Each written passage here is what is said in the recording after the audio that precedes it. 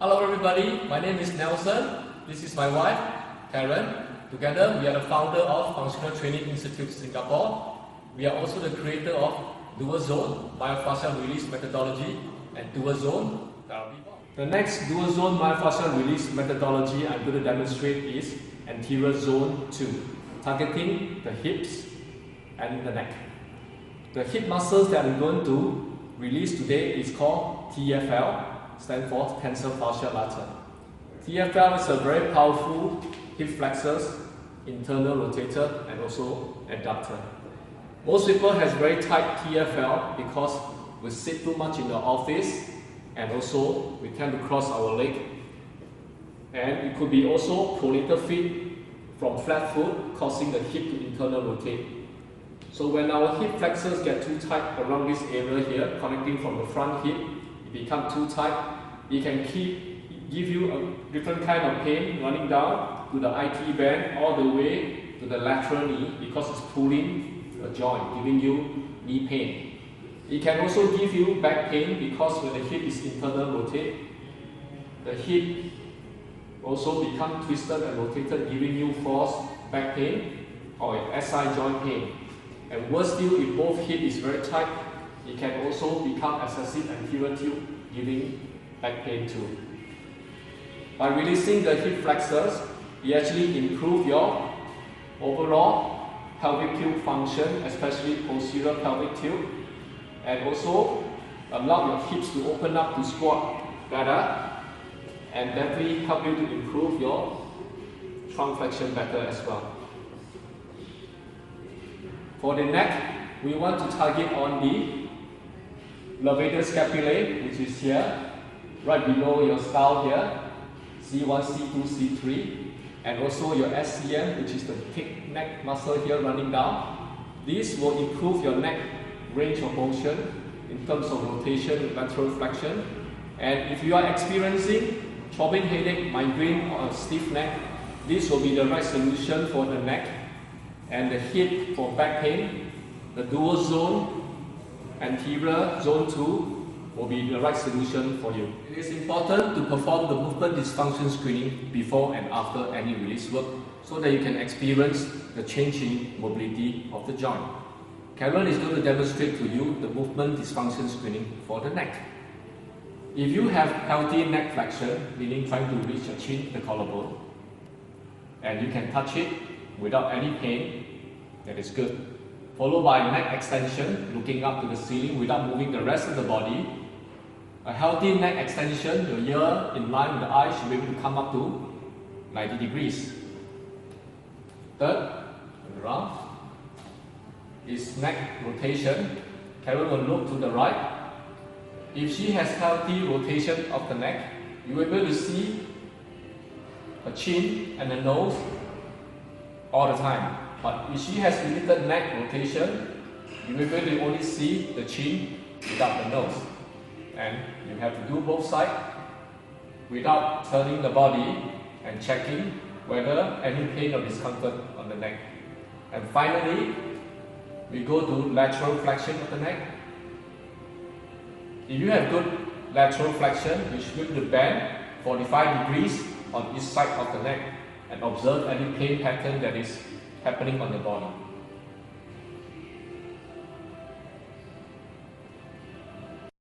It is important to perform the movement dysfunction screening before and after the release to determine how much more mobility you have improved after the release work. One of the movement dysfunction screening I'm going to demonstrate now is called pelvic tilt. So stand, your feet relax with your knee locked. You try to rock your pelvic front and back, mobilizing your lumbar pelvic region. Seeing from the side view, your knees locked, your spine steady. You are moving your lumbar spine and your pelvic, tilting anteriorly and posteriorly. Observing whether you can do both sides smoothly, and any pain or discomfort from your lower back, SI joint on one side or both sides, on which direction do you feel pain? And observe down, what kind of pain do you feel? Is it a localized pain or a strong sensation area of pain? Lumbar pelvic region test. To perform the movement dysfunction screening before and after the release to witness the improvement in your mobility. Now we're going to perform one of the movement dysfunction screening known as the functional squat. Karen is going to cross her arm, standing slightly wider than shoulder width. Take a deep breath and squat down as low as she can. If she has good ankle mobility, she will be able to keep her heels flat on the floor and the butt totally seated all the way down. Observe any knee pain on either side of the knee, or even ankle pain or shin pain, even though you can squat fully. Now, if you have one side of the ankle that is tighter, you will see one knee that is higher because of tight ankle, lacking in ankle mobility. Hence, it can also result to back pain or SI joint pain. Side view for me.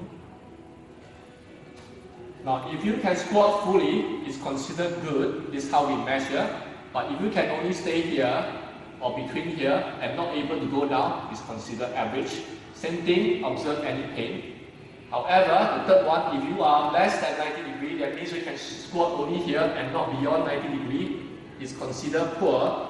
And observe, is it your knee having the pain or shin? Now I'm going to demonstrate how to use a 2-ball dual zone to release the neck at the hip.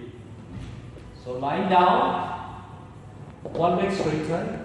I will use one ball to locate the front hip, which is the ASIS, just below the front hip. I slip the ball down to beside my bum, let the ball grip on the floor.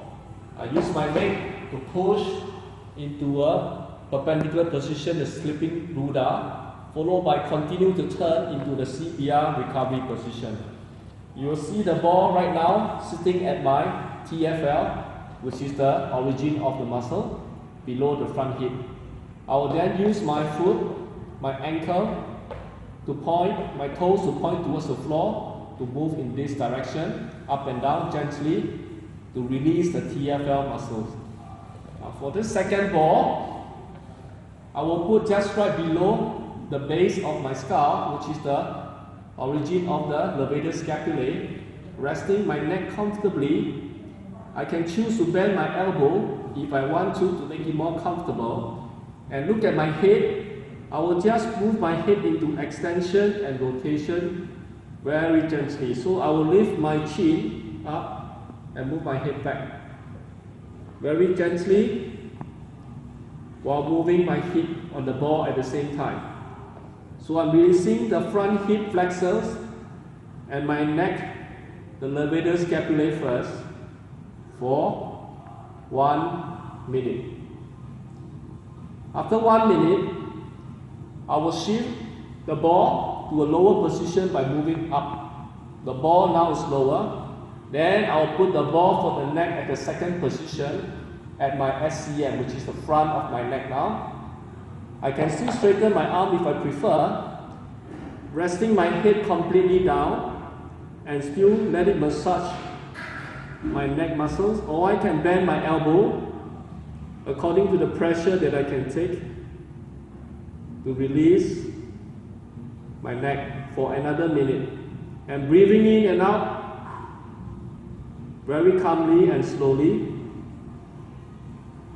So after the 2 minutes duration, when you get up, you will feel your pelvic lumbar rhythm is easier, your squat and your toe touch, and definitely your neck range of motion will improve much better. For watching this short video, I hope it has helped you to live pain-free actively.